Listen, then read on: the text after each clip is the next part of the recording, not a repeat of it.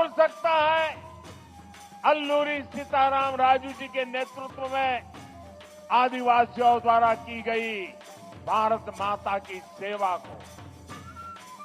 तिलका मांझी, सिद्धू कानो, पुदू भगत, तीरथ सिंह, तेलंखरिया, गोविंद गुरु, तेलंगाना के रामजी गौंड, एमपी के बादल भोई, राजा शंकर शाह, कुंवर रघुनाथ शाह, मैं कितने ही नाम लूं, टंट्या भील, नीलांबर पीतांबर, वीर नारायण सिंह, दिवा किशुन सोरेन, यात्रा भगत, लक्ष्मण नाइक, मिजोरम की महान स्वतंत्रता सेनानी रोपुई लियानी जी, राजमोहिनी देवी, रानी गाइडिन्ल्यू, वीर बालिका कालीबाई,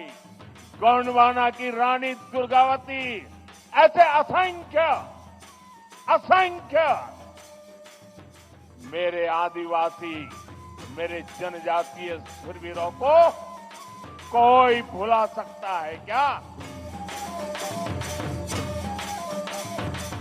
साथियों, जिनको किसी ने नहीं पूछा, मोदी उनको पूजता है।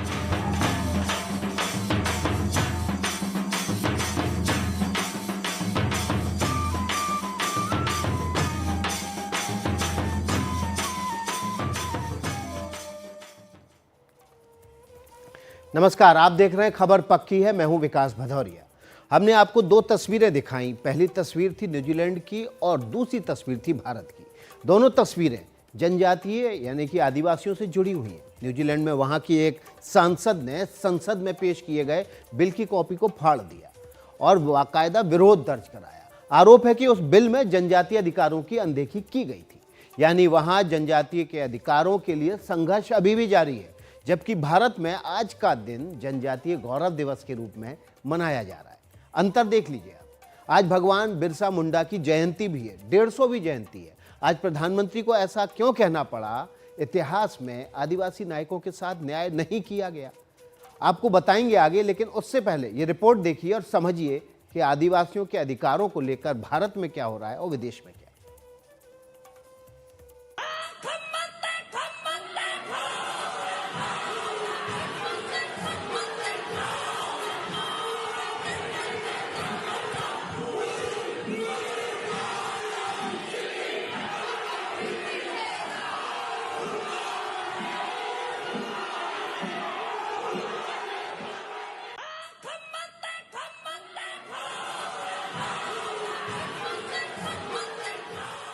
तो शुरुआत फिर एक बार न्यूजीलैंड की संसद से करते हैं। देश की सबसे युवा सांसद हाना रावाहिती का ये वीडियो वायरल हो गया है। हाना माओरी जनजाति से आती है। हाना को आप वॉर क्राई यानी कि युद्ध घोष करते हुए देख रहे हैं। मुद्दा ये है कि 1840 में एक संधि हुई थी। उस संधि के मुताबिक ब्रिटेन को सत्ता सौंपने के साथ ही स्थानीय माओरी जनजाति से उनकी जमीन और दूसरे अधिकारों को लेकर कई वायदे किए गए थे। लेकिन न्यूजीलैंड की संसद में जो ताजा बिल पेश हुआ, उसमें जनजातियों के अधिकार कम किए जा रहे हैं। इसी बात पर माओरी जनजाति के सांसदों ने एतराज किया और फिर एक अनूठे अंदाज में विरोध शुरू हो गया। 22 साल की माओरी सांसद हाना रावाहिती ने संसद में बहस के दौरान बिल की कॉपी फाड़ दी और पारंपरिक हाका डांस करते हुए इस एक्ट का विरोध किया। दूसरे सांसदों और गैलरी के दर्शकों ने भी हाना का साथ दिया।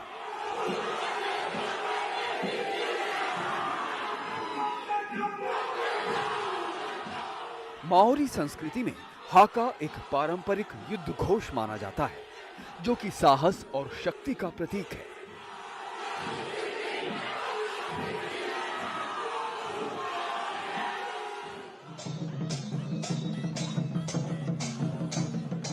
आप कह सकते हैं कि न्यूजीलैंड की संसद में वहां की जनजाति अपने अधिकारों और संस्कृति की रक्षा के लिए युद्ध घोष कर रही है। और ये ऐसे वक्त में हो रहा है जब भारत जनजातीय गौरव दिवस मना रहा है, भगवान बिरसा मुंडा की जयंती मना रहा है और उनकी 150वीं जयंती के उत्सव की शुरुआत कर रहा है।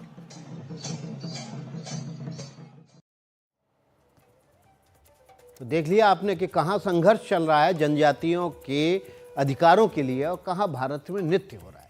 भारत ही नहीं, दुनिया के कई मुल्कों का इतिहास बताता है कि आज़ादी की लड़ाई में आदिवासी नायकों ने बड़ी भूमिका निभाई है।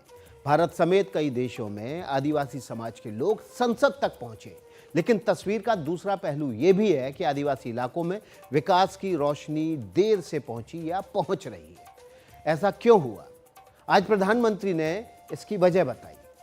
उन्होंने कहा कि पिछली सरकारें किसी अधिकारी को सजा के तौर पर आदिवासी इलाकों में भेजा करती थीं, लेकिन मौजूदा सरकार ने इस सोच को बदल दिया है। अब आदिवासी इलाकों में उन अफसरों को भेजा जाता है जिनमें कुछ कर गुजरने का और विकास के नए प्रतिमान गढ़ने का जज्बा होता है। ये रिपोर्ट देखिए। अपने आदिवासी भाई बहनों को जनजातीय गौरव दिवस की बधाई देता हूं।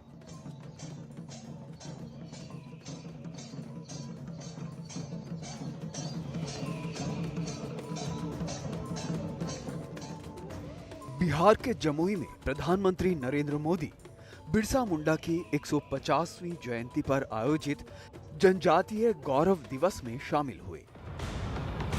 इस मौके पर 6000 करोड़ रुपए से अधिक की परियोजनाओं का शिलान्यास और लोकार्पण हुआ, जिसमें 1.5 लाख पक्के घरों के लिए स्वीकृति पत्र, आदिवासी बच्चों के लिए स्कूल, हॉस्टल, आदिवासी इलाकों के लिए स्वास्थ्य सुविधा, सड़क और आदिवासी संस्कृति के लिए म्यूजियम शामिल हैं। प्रधानमंत्री ने जनजातीय गौरव वर्ष की शुरुआत करते हुए कहा कि आदिवासी समाज के साथ अन्याय हुआ है और मोदी सरकार इतिहास के उसी अन्याय को दूर करने का प्रयास कर रही है। आजादी के बाद आदिवासी समाज के योगदान को इतिहास में वो स्थान नहीं दिया गया जिसका मेरा आदिवासी समाज हकदार था। आदिवासी समाज वो है जिसने राजकुमार राम को भगवान राम बनाया। आदिवासी समाज वो है जिसने भारत की संस्कृति और आजादी की रक्षा के लिए सैकड़ों वर्षों की लड़ाई को नेतृत्व दिया। लेकिन आजादी के बाद के दशकों में आदिवासी इतिहास के इस अनमोल योगदान को मिटाने की कोशिशें की गई। प्रधानमंत्री मोदी ने इस मौके पर कुछ आंकड़े गिनाए। पीएम ने कहा कि 10 साल पहले आदिवासी विकास के लिए केंद्र सरकार का बजट 25,000 करोड़ से कम हुआ करता था, लेकिन मौजूदा केंद्र सरकार ने इसे 5 गुना बढ़ाकर 1.25 लाख करोड़ कर दिया। देश के 60,000 आदिवासी गांवों में विशेष योजनाएं शुरू की गईं। धरती आबा जनजातीय ग्राम उत्कर्ष अभियान के तहत 80,000 करोड़ रुपए का प्रावधान किया गया। सारी योजनाओं का उद्देश्य ये है कि आदिवासी समाज के लिए ट्रेनिंग और रोजगार के अवसर बढ़ाए जाएं, ट्राइबल मार्केटिंग सेंटर बनाया जाए, पर्यटन को बढ़ावा देने के लिए होम स्टे बनाने में मदद की जाए और इको टूरिज्म को बढ़ावा दिया जाए। पीएम का कहना है कि आदिवासी इलाकों का विकास होगा तो पलायन बंद होगा और पर्यटन बढ़ेगा। प्रधानमंत्री ने मंच पर बैठे बिहार के मुख्यमंत्री नीतीश कुमार का नाम लेकर कहा कि द्रौपदी मुर्मू को राष्ट्रपति बनाने में उन्होंने अहम भूमिका निभाई। मैं इसे भाजपा ही नहीं बल्कि एनडीए का सौभाग्य मानता हूं कि हमें द्रौपदी मुर्मू जी को राष्ट्रपति बनाने का अवसर मिला। वो देश की पहली आदिवासी राष्ट्रपति है। मुझे याद है जब एनडीए ने द्रौपदी मुर्मू जी का राष्ट्रपति का उम्मीदवार बनाना तय किया तो हमारे नीतीश बाबू ने पूरे देश के लोगों को अपील की थी कि द्रौपदी मुर्मू जी को भारी मतों से जिताना चाहिए। प्रधानमंत्री ने राष्ट्रपति द्रौपदी मुर्मू को खास तौर पर धन्यवाद देते हुए कहा कि पीएम जनमन योजनाओं के तहत जो काम शुरू हुए हैं उनका श्रेय राष्ट्रपति को जाता है। पीएम ने कहा कि ये एनडीए की ही सरकार है जिसने पहली बार आदिवासी मंत्रालय का गठन किया। प्रधानमंत्री ने पिछले दिनों ये आरोप लगाया था कि कांग्रेस ने बाबा साहब अंबेडकर से लेकर द्रौपदी मुर्मू तक वंचित, शोषित और आदिवासी समाज का अपमान किया।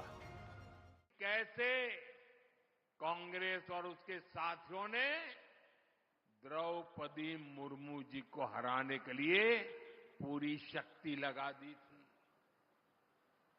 आए दिन ये लोग द्रौपदी जी का अपमान करते हैं और ये इनकी पुरानी आदत है।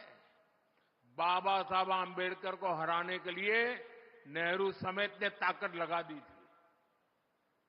आज से 25-30 साल पहले बाबा साहब आंबेडकर को नीचा दिखाना ये कांग्रेस का रोज का काम था और वैसा ही उन्होंने द्रौपदी मुर्मू जी के साथ किया। प्रधानमंत्री ने बताया कि आजादी के बाद 70 वर्षों तक हमारे देश में बांस से जुड़े कानून बेहद कड़े थे, जिसे अब सरल बना दिया गया है। पहले की सरकारें 8 से 10 वन उपज पर ही एमएसपी दिया करती थी, लेकिन अब 90 वन उपज को एमएसपी के दायरे में लाया गया है। प्रधानमंत्री ने एक खास बात कही। उन्होंने आरोप लगाया कि पहले की सरकारें सजा के नाम पर अफसरों की पोस्टिंग आदिवासी इलाकों में किया करती थी।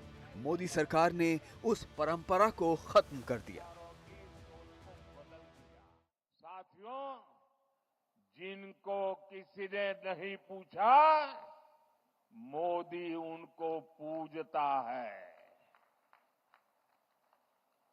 पहले की सरकारों के रवैये के कारण आदिवासी समाज दशकों तक मूल सुविधाओं से वंचित ही रहा। अगर किसी अफसर को सजा देनी हो, उसको पनिशमेंट देना हो, तो पनिशमेंट पोस्टिंग भी ऐसे जिलों में की जाती थी। एनडीए सरकार ने पुरानी सरकारों की सोच को बदल दिया। हमने इन जिलों को आकांक्षी जिले घोषित किया और वहां नए और ऊर्जावान अफसरों को भेजा। मुझे संतोष है आज कितने ही आकांक्षी जिले विकास के कई पैरामीटर्स पर दूसरे जिलों से भी आगे निकल गए हैं। पूरी दुनिया में आदिवासी समाज की जनसंख्या करीब 47 करोड़ के आसपास है। ये आबादी पूरी दुनिया की 5% है। माना जाता है कि धरती पर लगभग 5000 आदिवासी समुदाय हैं और कमाल देखिए कि इन 5000 समुदायों के पास 7000 भाषाएं हैं। कहने का मतलब यह है कि आदिवासी समाज अपनी भाषा, संस्कृति और सभ्यता को सहेज कर रखना अच्छे से जानता है। वो अपनी धरती और देश के लिए सर्वोच्च बलिदान में भी पीछे नहीं हटता है। आज प्रधानमंत्री नरेंद्र मोदी ने जनजातीय गौरव दिवस पर देश के आदिवासी नायकों को याद किया। आज के दिन हमें भी जंगल, जमीन की हिफाजत के लिए उनके संघर्षों को याद करना जरूर चाहिए। आदिवासी समाज सूर्य और वायु को, पेड़ पौधों को पूजने वाला समाज है। मैं इस पावन दिवस पर एक और जानकारी आपको देना चाहता हूं।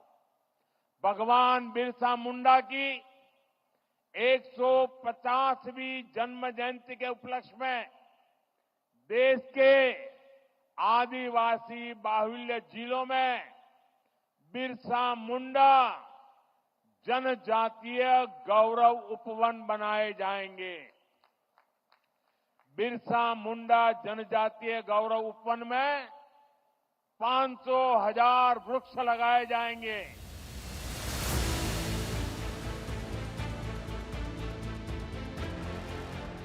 अपने जड़, जंगल और जमीन की हिफाजत के लिए बड़ी बड़ी हुकूमतों से कैसे लड़ा जाता है, उसको आप बिरसा मुंडा के संघर्ष से समझ सकते हैं।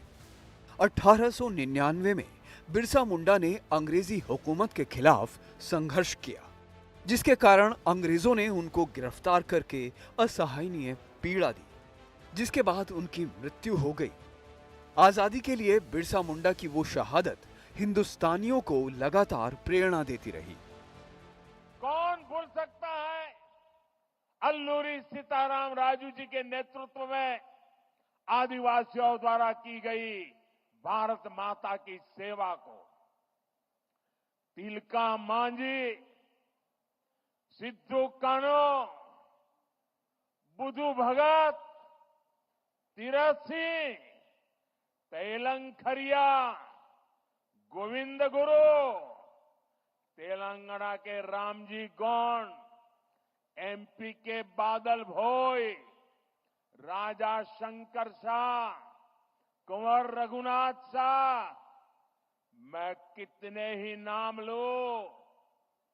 टंट्या भील, नीलांबर पीतांबर, वीर नारायण सिंह, दिवा किशुन सोरेन, जात्रा भगत, लक्ष्मण नाइक, मिजोरम की महान स्वतंत्रता सेनानी रोपुई लियानी जी, राजमोहिनी देवी, रानी गाइडिनल्यू, वीर बालिका कालीबाई, गोंडवाना की रानी दुर्गावती, ऐसे असंख्य असंख्य मेरे आदिवासी, मेरे जनजातीय शूरवीरों को कोई भुला सकता है क्या? आजादी की लड़ाई आदिवासियों के संघर्ष और त्याग के बगैर पूरी नहीं होती। बिहार में बिरसा मुंडा ने 1899 में मुंडा विद्रोह किया, तो तिलका मांझी ने 1785 में संथाल हूल यानी संथालियों का विद्रोह के नाम से अंग्रेजों के दांत खट्टे किए। राजस्थान में गोविंद गुरु ने 1883 से 1900 तक भगत आंदोलन चलाया, जिसके जवाब में भीलों पर अंग्रेजी और रियासतों की सेना ने तोप चलवा दिए। ओडिशा में लक्ष्मण नाइक ने 1942 में कोरापुट विद्रोह किया, जिसमें उन्होंने गांधी के पद चिन्हों पर चलते हुए अहिंसा को मुख्य हथियार बनाया। फिर भी अंग्रेजों ने मलकानगिरी के उस गांधी को फांसी पर चढ़ा दिया। ये चंद उदाहरण हैं, जबकि अलग अलग जगहों पर तमाम आदिवासी नेताओं ने अपने संघर्ष से आजादी का रास्ता साफ किया। जब देश को आजादी मिली और संविधान बनाने की बात आई, तो उसमें भी आदिवासी समाज ने बढ़ चढ़कर हिस्सा लिया। झारखंड से ही 3 आदिवासी नेता जयपाल सिंह मुंडा, बोनीफास लकड़ा और देवेंद्र नाथ सामंत ने उसमें योगदान दिया। संविधान की मूल प्रति के अंत में इन तीनों के हस्ताक्षर भी हुए। इन सबसे आगे आज ये देश के लिए गौरव की बात है कि एक आदिवासी महिला द्रौपदी मुर्मू भारत की राष्ट्रपति हैं। एनडीटीवी इंडिया की report.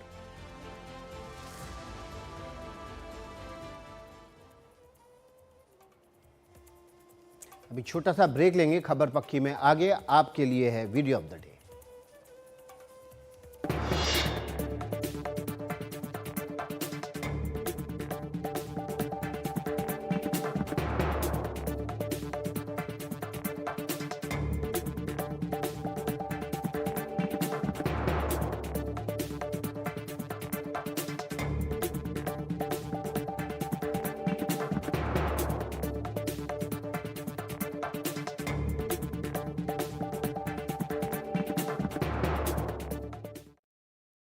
Servokon transformers and stabiliser रखे सब कंट्रोल में। सर्वोकॉन।